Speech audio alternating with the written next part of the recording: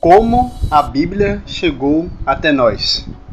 Essa pode ser a pergunta que você já pode ter feito alguma vez na sua vida, ou muitas pessoas já fizeram alguma vez.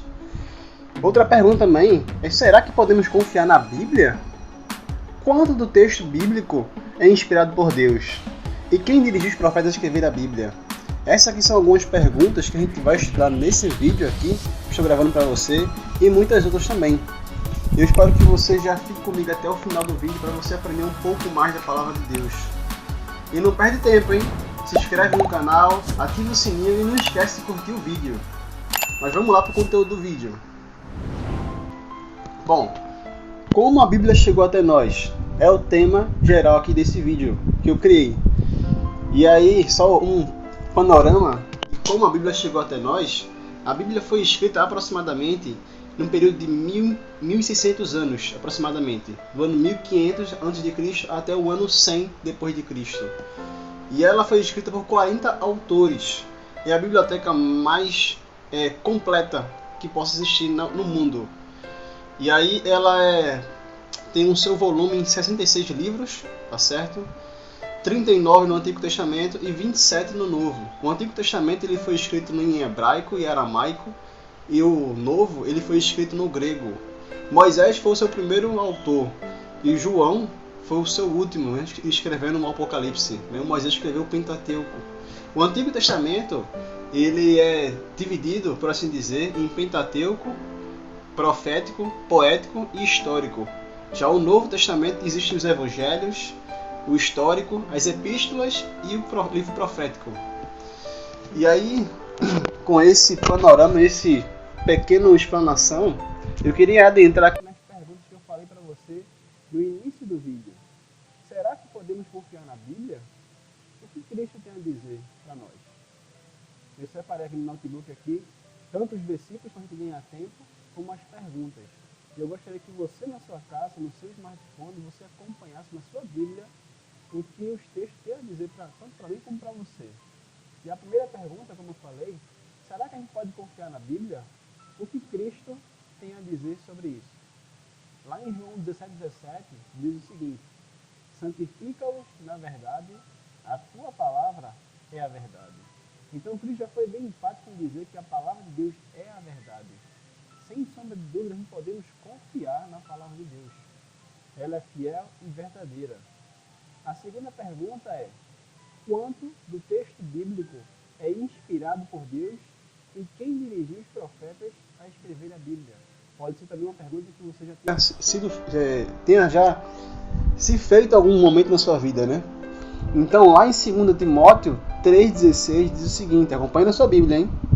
Toda a Escritura, não é uma parte, não é simplesmente um versículo, mas simplesmente e exclusivamente toda a Escritura é inspirada por Deus e útil para o ensino, para a repreensão, para a correção e para a instrução na justiça. Então podemos ver que a Bíblia é útil para tudo na nossa vida. O segundo texto se conta lá em 2 Pedro 1,21, que é respondendo a segunda pergunta, né? Dentro dessa pergunta: pois jamais a profecia teve origem na vontade humana. Veja que o texto diz jamais. A Escritura teve vontade na inspiração, algo que o ser humano ele pensou, peraí, deixa eu escrever isso aqui. Não. Diz que jamais a profecia teve origem na vontade humana. Mas homens falaram da parte de Deus, impelidos pelo Espírito Santo. Então foi o Espírito do Senhor que orientou os homens. Com exceção de uma seguinte parte que os homens não escreveram, foram os 10 mandamentos que estão lá em Êxodo 31:18, que logo no final diz o seguinte: escritas pelo dedo de Deus. Ok? Terceira pergunta: qual é a maneira correta de estudar a Bíblia? Também pode ser a pergunta que você já tenha sido feito já para você mesmo, ou as pessoas tiveram já que perguntar para você. Qual a maneira certa de estudar a Bíblia? Lá em Isaías, aqui é tudo a Bíblia respondendo, tá certo? Em Isaías 28, verso 10, diz o seguinte: pois o que se diz é ordem sobre ordem, ordem sobre ordem, regra e mais regra, um pouco aqui e um pouco ali. Existem pessoas que querem estudar a Bíblia, compreender a Bíblia a partir de um único verso. E se você está começando agora, é preciso você pegar vários assuntos do mesmo conteúdo. Não adianta nada você tentar compreender sobre a morte pegando um verso e isolando aquele verso. Você tem que estudar vários versos a partir daquele tema, daquele mesmo assunto, para poder compreender mais. A mesma coisa é o amor de Deus. A gente tem que pegar vários textos falando sobre o amor de Deus para a gente ter uma compreensão melhor do que o amor dele para conosco. Ok? A quarta pergunta: qual é a situação de muitos estudantes da Bíblia e o que necessitam para entendê-la? Aqui eu vou me demorar mais um pouco, porque esse versículo lá em Atos, no capítulo 8, no verso 26 ao 31, é muito importante, que é até conectado com a pergunta anterior, que diz o seguinte: um anjo do Senhor, no verso 26, disse a Filipe: vá para o sul, para a estrada deserta que desce de Jerusalém a Gaza. Ele se levantou e partiu. No caminho encontrou um eunuco etíope, um oficial importante, encarregado de todos os tesouros de Cândace, rainha dos etíopes. Esse homem viera a Jerusalém para adorar a Deus e, de volta para casa, sentado em sua carruagem, lia o livro do profeta Isaías. E o Espírito disse a Filipe: aproxime-se dessa carruagem e acompanha. Então Filipe correu, no verso 30, para a carruagem, ouviu o homem lendo o profeta Isaías e lhe perguntou: o senhor entende o que está lendo?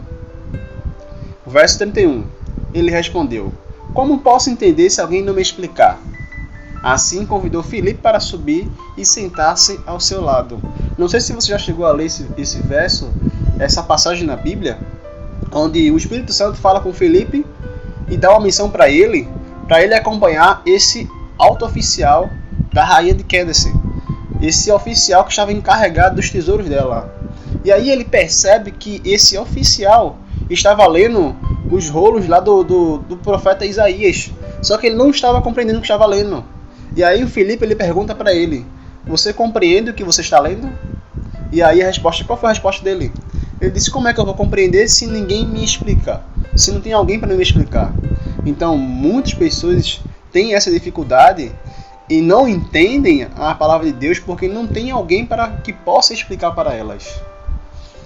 E aí, esse aqui é a minha intenção de ajudar você a estudar a palavra de Deus. É te ajudar a chegar mais profundo, é te ajudar a compreender melhor a Bíblia. Ok?